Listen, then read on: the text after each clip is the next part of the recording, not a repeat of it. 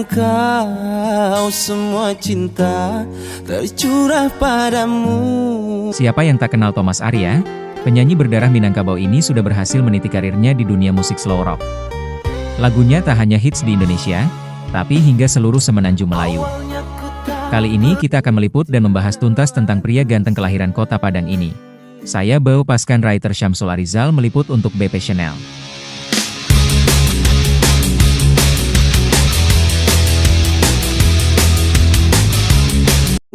Tinggal aku sendiri. Thomas Arianto atau sering disebut Thomas Arya, lahir 20 Maret 1981, adalah penyanyi berkebangsaan Indonesia berdarah Minangkabau. Thomas Arya beberapa kali mengeluarkan album berbahasa Minang, diantaranya adalah Cinto Kasiah dan Mahligai Cinto. Thomas dikenal dikarenakan sering menyanyikan lagu berbahasa Melayu. Selain di Indonesia, Thomas adalah penyanyi Indonesia yang juga berkarier di Malaysia. Banyak yang keliru mengira bahwa Thomas berasal dari Malaysia, padahal sebenarnya ia berasal dari Sumatera Barat Indonesia. Walau tak pernah diundang di stasiun televisi, tapi Thomas mampu berkarier dan menggait fansnya hingga ke negara tetangga. Memang sih banyak sih yang udah mendukung, udah memberikan support buat kenapa sih Bang Thomas ini Thomas Arya nggak diundang di TV ini bukan yang nggak diundang.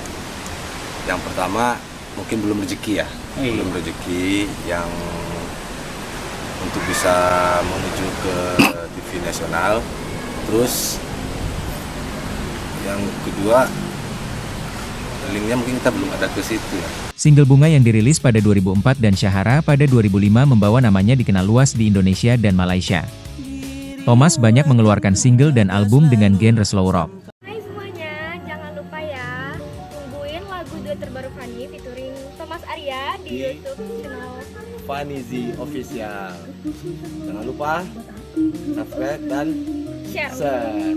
Terima kasih banyak.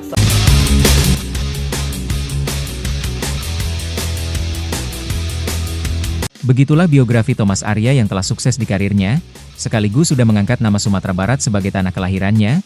Beau Pascan, putra figur writer Syamsul Arizal merangkum untuk BP Channel dari Kota Padang. Wassalam.